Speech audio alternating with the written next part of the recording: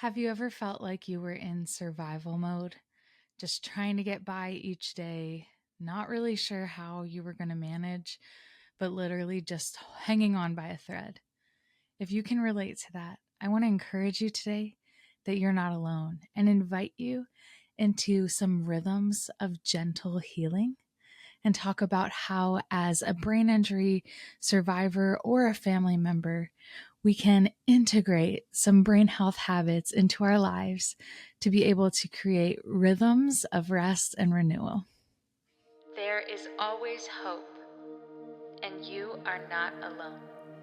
Hi, I'm Cristabelle Braden, and this is my brain injury podcast, Hope Survives. This is an uplifting podcast to bring hope to your darkest days. As a survivor of traumatic brain injury and multiple concussions and re-injuries, I know what it's like to struggle to find hope. I don't want anyone to feel as alone as I did, and that's why over 10 years ago, I started an online community called Hope After Head Injury, which has now launched into a nonprofit organization called Hope Survives. Hope Survives envisions a world in which every survivor of brain injury and every member of their family are seen, loved, heard, valued, supported, uplifted, and never alone. This podcast is an extension of that, and I'd love to invite you to join along as we explore the realities of life with brain injury, with messages of encouragement, interviews with doctors and professionals, and survivor and family stories. No matter where you're at on your journey, there is always hope. With a little hope, you can make it through today. With a little faith, someday you'll get through the pain. Just a little love is enough to light the way through your darkest night. Hope survives. A little faith, a little love. Hope survives.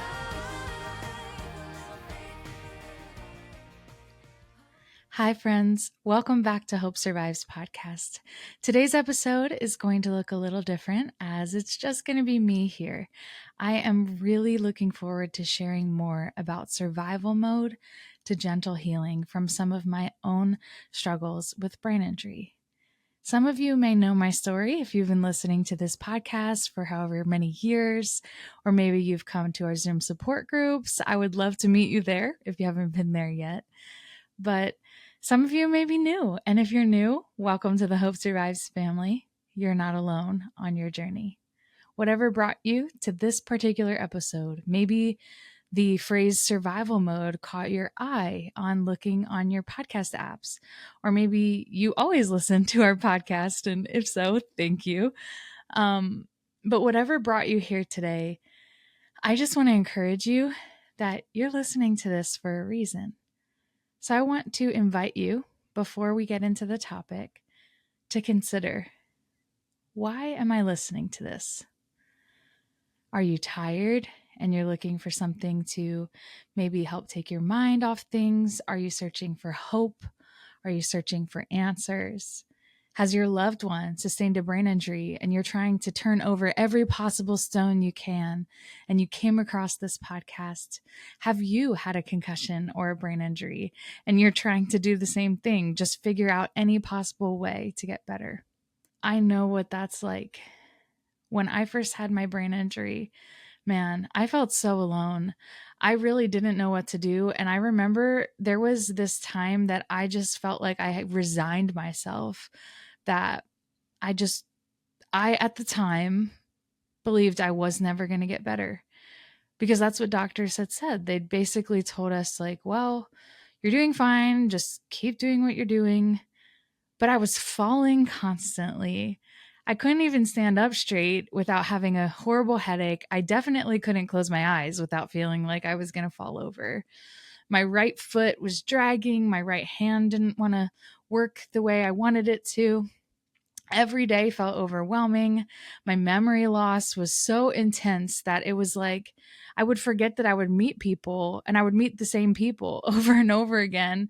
And I couldn't remember what I had for breakfast. And I remember memory loss really caused like this really strange identity crisis in a sense, because it was like, if I didn't remember what I was doing, like, what have I done? Who have I talked to? Where have I gone? And I just started to really get in my head and overwhelmed by everything. I felt like everyone in my life, all my friends, everyone my age was moving beyond me, and I was stuck. It felt like the world was spinning and I couldn't keep up. It's overwhelming. And I kind of call it survival mode when you're just trying to get through each day. You wake up, you just try to get through that hour, that moment. And if you're there, man, it's so real. In one of our previous episodes, I know it was with Taryn Barlow. I think it might have been the episode where we talked about the meaning of wellness or the meaning of well. But something she said really stood out to me, and I've remembered it. She said, hey, survival mode actually can be a helpful thing, that that version of you, honor her because she took care of you. And when I think about that, I realize that there are times when maybe that defense mechanism or whatever it is in that survival mode, we actually need that. We need that protection because whether it's so overwhelming or whatever it is, like, it's actually beautiful that we are continuing to move forward, really, whatever it takes, right? And so if you're there, I just want to encourage you that don't be hard on yourself. Give yourself grace for being there. It's okay if you threw another frozen meal in the microwave and you didn't have energy to cook, If that pile of laundry is piling up, if you're feeling just like, I cannot possibly clean my room or organize this thing or whatever it is, you're pushing off the shower, because the showering is overwhelming. Honestly, that's why I'm wearing a hat today. If you're watching the video of this, these are actually our new Hope Survives hats with the embroidered logo, which I just got. So I'm excited about the hat, partly, but partly my hair really needs a wash. And I did not have the energy this morning. And I knew I had to record this podcast today. So, I have to choose, how do I use my energy? And I pushed off some things that I need to do around the house, including showering. I'll do it later. I'll do it tonight.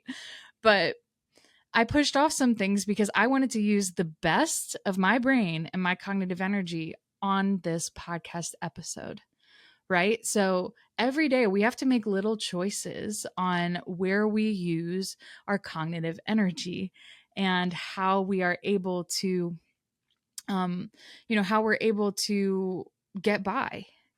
And so if you are every day having to push things off, I just want to encourage you that it is brave to be able to do that. It takes courage to be able to make those choices of letting things go that maybe your perfectionism doesn't want to let go, but maybe your brain energy is not able to. So I just want to encourage you that survival mode, there is something about it that is needed in certain seasons. But if you're getting tired of it, and if you're feeling like, I can't go on like this, today I want to invite you into taking that step into a gentle healing with some rhythms. This July at Hope Survives, our theme is brain health habits. This year, since we've launched the nonprofit Hope Survives, we've chosen themes for each month.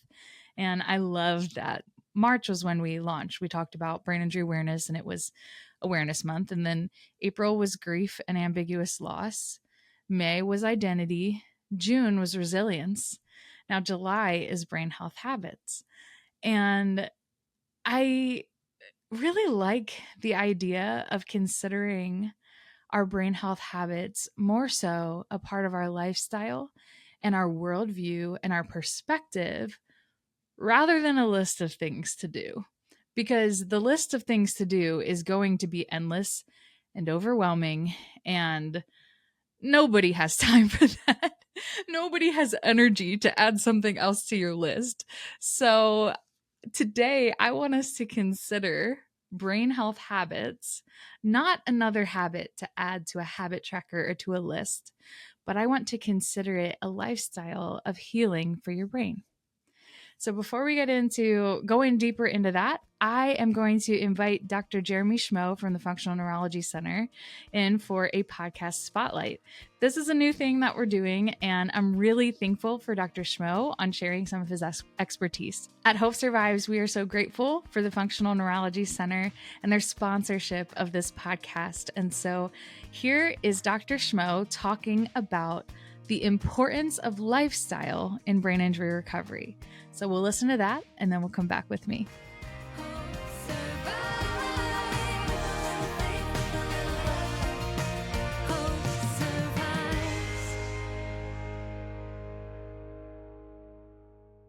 With lifestyle, I would say the way that you think, your obviously mood, emotional state is all very important for setting the tone of how your prefrontal cortex is able to modulate everything. All right. So they've shown that your prefrontal cortex can actually fire down to stimulate your vagus nerve to calm your heart rate and get your autonomic nervous system doing better. And if you're super stressed all the time, your cortisol is spiking, that's going to dysregulate your neurology and your plasticity. And if you're drinking too much and you're having too much alcohol, and if you're eating too many inflammatory foods, that's going to really affect your neuron function and the ability of those neurons to heal and recover. So it is really important to make sure that your brain's not inflamed. As I would say, lifestyle improvements equal less brain inflammation. Less brain inflammation equals better healing and better recovery of those neurons to function better. And there's things that you can do after concussion and traumatic brain injuries to get better faster. And if you're just constantly just feeding an inflammatory fuel on that brain, it's not going to heal. So I've seen people where they do all the stuff, you get all the neurology better, but they don't change the lifestyle. And then it just keeps going in the cycle over and over and over again. I actually just had a patient that I worked with 2 days ago that he's now 18 months sober, when he looked like a completely different human being. And he had a really bad bike accident, and we were doing all the rehab, and he just could not stop drinking. And it's not like it was like every single day, but it was very, very consistent weekly, where it would just kick him into more inflammation, more inflammation, more inflammation. And those pathways never really got back to where they needed to be.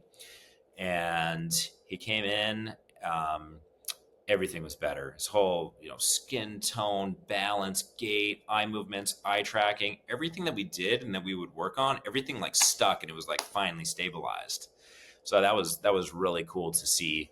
But that's something that people do. They self-medicate with a variety of different things, whether that's just scrolling on your phone nonstop and just getting that dopamine hit over and over and over again. Like, that's also lifestyle too. So too much screen time, not enough exercise, not doing appropriate diet and nutrition, like those things do affect your healing from concussion. Thank you, Dr. Schmoe, for sharing those insights with us on today's podcast spotlight. And thank you again to the Functional Neurology Center for being a generous sponsor and supporter of Hope Survives podcast. Something I love that Dr. Schmoe touched on there is he talked about stress and the autonomic nervous system. And when he talked about lifestyle, he mentioned something: too much screen time. Oh man, that hit home for me. I am too guilty of that. Day in and day out, I'm pretty much on my laptop working on stuff for Hope Survives. And while that is also good that we're working on Hope Survives and I have the brain capacity to do that now, too much screen time is overwhelming even for someone without a brain injury. With a brain injury, it can be detrimental to our healing. So when we think about our lifestyle and our survival mode, right? If I'm on a screen for work and I'm working on this podcast or I'm working on a workshop for Hope Survives or any of the other things we have going on behind the scenes, in my rest time, sometimes I also go to screen based rest and I want to watch TV or I scroll on my phone for way too long. And that is lifestyle. And that's something that I'm challenging myself on right now. I'm trying to get away from screen based rest and trying some alternatives. And so, something that I have added in, again, gentle rhythm of healing. I am really enjoying coloring again. So, just coloring or some sort of artistic thing can be really helpful. Another thing that I've added in is some arts and crafts. I love beading bracelets, and I didn't realize how much I loved doing that. A couple months ago, I got a bracelet beading kit, and when I first started trying to put those little beads on the string, it was very hard for the dexterity of my right hand. I've mentioned before my right side atrophied after my brain injury, and I've had various issues with it over the years. Last year, I had COVID and it basically attacked my nervous system. And so I couldn't use my right hand very well for about 4 months. And once even the right hand started coming back, I started to be able to write again with a pen. Um, but still, it's hard to play the piano in rhythm. And so when I was starting to bead the bracelets, using my right fingers to pick up the tiny beads and thread it on was very challenging. I had to concentrate so hard for my fingers to do what I want them to do. But it was really enjoyable because you get this result of like a really cute little bracelet. And so I kept at it. And now beading bracelets is one of my relaxing activities. I can tell how my brain is doing because some days my fingers don't want to do it. But some days it's a little bit easier. And so learning how to read where your brain energy is at each day is one of the really helpful things to incorporate when it comes to a gentle healing lifestyle. Every day is not going to be the same after brain injury. Every week is not going to be the same. You're not going to have the same rises and falls in energy, even week to week. So if there's a Monday that I am with it and I'm working at Hope Survives, I'm able to walk on my walking pad and get some cardio in, or I'm able to go outside and, maybe see a friend, or, I'm able to expel a lot of cognitive energy. The next day, there's no guarantee I can do the same thing. And then even after resting, there's no guarantee the following week I can do the same thing. So, learning how to recognize when you are feeling up to things and when you're not, and getting to know your body and getting to know your brain is extremely important. This is important for those who have sustained a brain injury and also for the family members. To the loved ones, you need to know where you are at as well, because your nervous system is going to be heightened by stress through this process. Dr. Schmoe also mentioned stress in the autonomic nervous system. We've had a number of episodes where we've talked about the autonomic system and dysautonomia, and that is a huge factor in brain injury and a huge factor just in general in any kind of trauma. If your nervous system is dysregulated, you're not going to feel like yourself. The important thing to understand, especially if you're in a heightened autonomic state, if your nervous system is dysregulated, if you're in that fight or flight mode a lot, the more that we can do to step into a gentle healing rhythm, the more we will start to regulate. So, we've talked a bit about grounding and deep breathing. We had an episode back on the podcast with Shelley Latrandes, who's an occupational therapist, that talked about nervous system safety. And it's so important to know how to ground your nervous system to be able to rest, have mindful breaks, and have some routines. Now, I struggle with routine. Not only am I a brain injury survivor, but I also have ADHD. And I don't know if I've talked about that too much on the podcast. I feel like I had to have mentioned it at one point, but I also received an ADHD diagnosis, and understanding that my brain is like it rejects routine, structure, rhythm, but that's the thing my brain needs the most. And so it's very hard for me to get in rhythms because my brain craves novelty. I struggle with organization and I struggle with a lot of things. Some of it's related to the TBI, some of it's related to ADHD, some of it could just be personality and being human. Don't forget, you are a person that has tendencies even outside of your brain injury. But the important thing to understand is that having a structured routine is not the same thing as having sustainable rhythms. For me, what that's looked like is letting go of I do my quiet time in the morning at the same time, or, I exercise Monday, Wednesday, Friday, or, having structure. Instead, I have certain things that I know are good for my brain that I try to implement as my brain allows me to. So if I go, okay, I want to exercise 3 times this week, have some sort of intentional movement. Each day, I evaluate on a day by day basis on where my brain is at, and I try to do everything that week. If I'm unable to fit it in, I push it to the following week. It doesn't have to be rigid to have a routine. It doesn't have to be rigid to have sustainable rhythms. I used to push myself so hard. I was unkind to myself. I pushed myself to the limit, beyond the limit, and ended up burning out and have these cycles over and over again. So, learning that being able to prioritize the brain health habits, to me, it was understanding our why. If you go back to, I think, 2 episodes ago, Dr. Michelle Eisenman talks about our brain's resilience and neuroplasticity.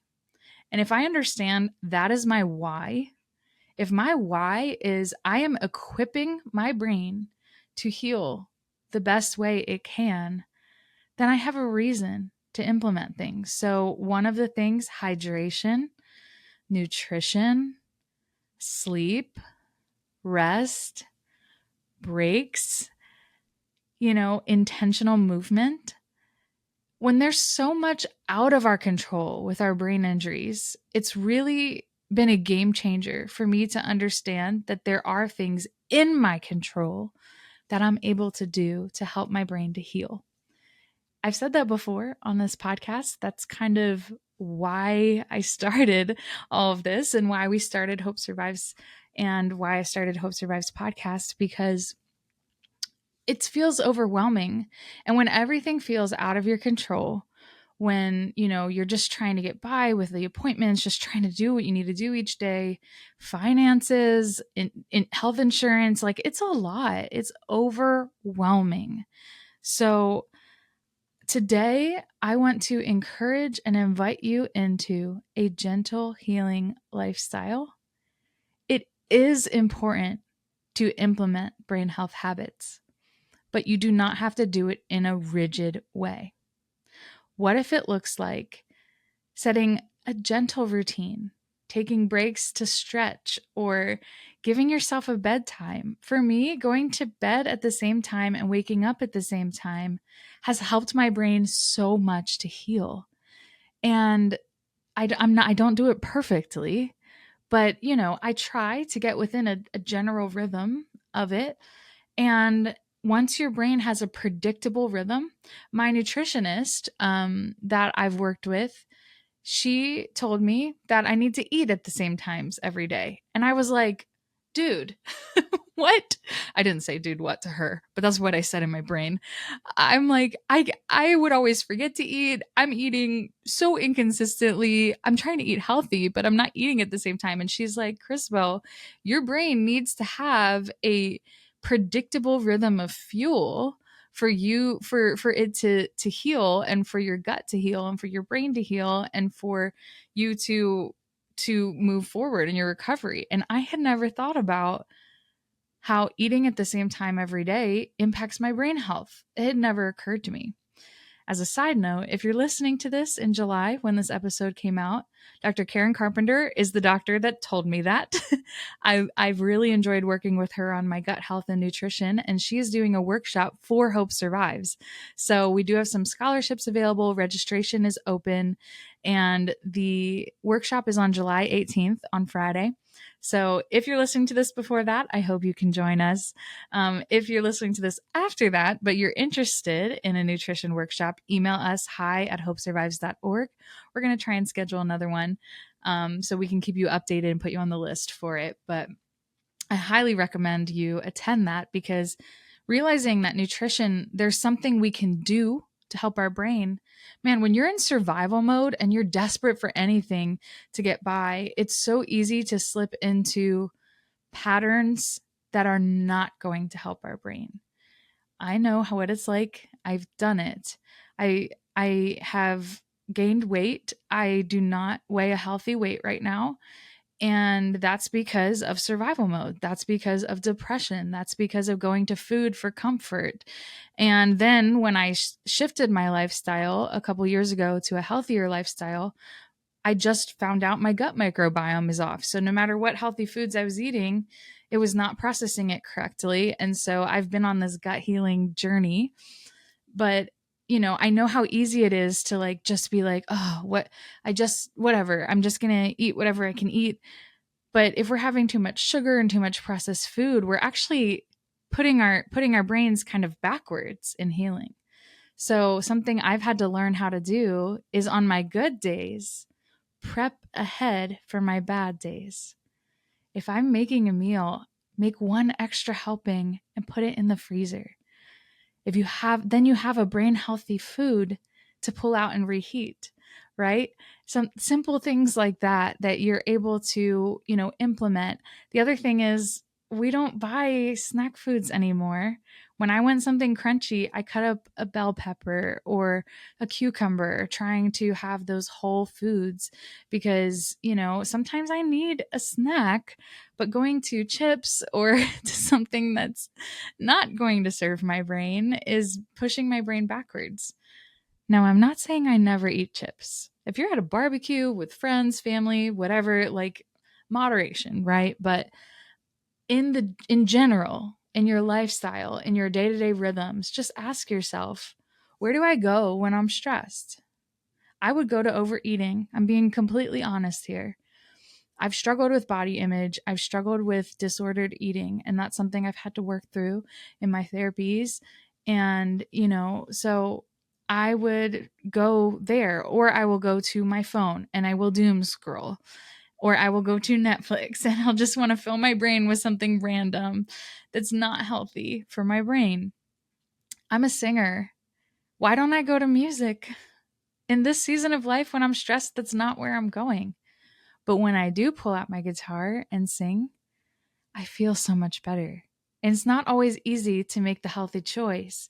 But the more that in those little moments you start making those healthy choices, the easier it becomes. And so, again, I want to encourage you to bring in brain health habits, not in rigidity, not trying to do it perfectly, not trying to do it quickly, but being kind to yourself and challenging yourself to take just a small step towards a healthier life and a healthier lifestyle for your brain. Over and over again, brain injury research is showing the importance of lifestyle and the importance of lowering inflammation.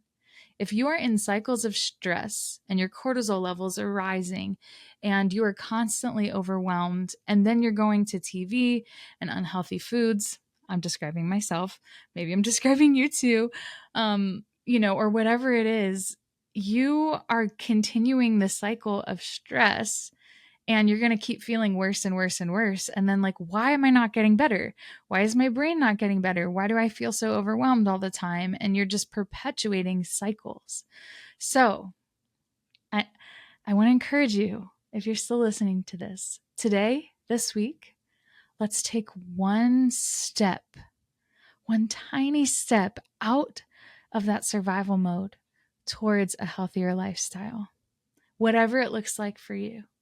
It could be food and nutrition. It could be hydration, drinking enough water, setting a goal for yourself to drink enough water. It could be intentional movement, putting on a YouTube video that has some stretching that you can stretch along with, or going outside for a walk, or walking on a treadmill if you have one. Recently, I invested in a walking pad and a standing desk, and I can't always walk and work at the same time because of my brain, my coordination. But I've learned that I can usually walk at a slow pace if I'm on a FaceTime call or on the phone with a friend. And that's been really cool for me to learn. I can't type and walk on the treadmill at the same time, but I can talk as long as it's slow. So that's something I've implemented. Yesterday, I had a call with two of my best friends. We try to FaceTime, we pray together, we talk together, and I went on the treadmill and I walked on a slow pace during our call. And that was so much better for my brain than just sitting, because I sit almost all day long. And that's one of the worst things I can do for my brain, right? So taking small steps, whatever that looks like, and celebrating the small wins. Something else that, I'm talking a lot about lifestyle here, but something I want to make sure we also talk about is spiritual lifestyle. My faith is what's helped me get through my brain injury and get through everything. But when I'm stressed, I admit that the first place I go is not the faith always. Some days it is. Most of the time, where I want to go is in my flesh, towards Netflix, towards the phone, towards something that will give me that quick dopamine fix, where what's healthier is going towards prayer, towards deep breathing, right?